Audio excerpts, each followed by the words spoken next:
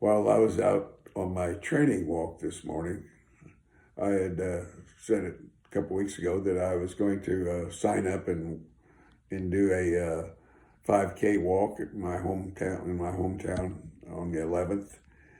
And I've been practicing, training, walking, doing whatever to get myself in shape.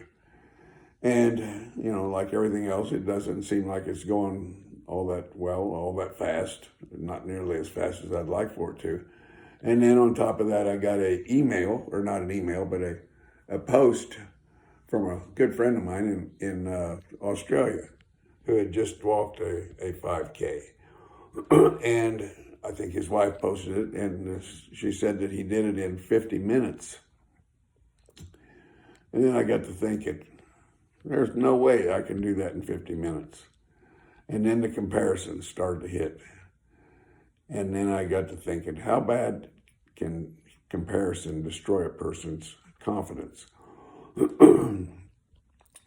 There's really only two things that this friend of mine and I have in common. One is we're both males.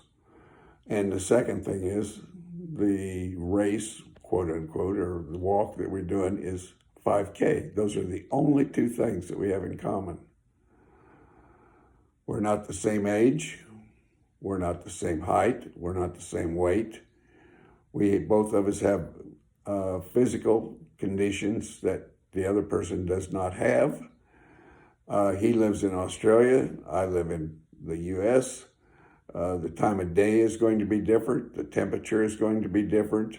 The wind conditions is going to be different. Everything is going to be different. I could probably go on and name 100 things that will be different, but there's those two, male and the 5K, that are similar. Those are the only two out of all of them that come. But yet I'm willing to compare, or my first thought is to compare myself with him.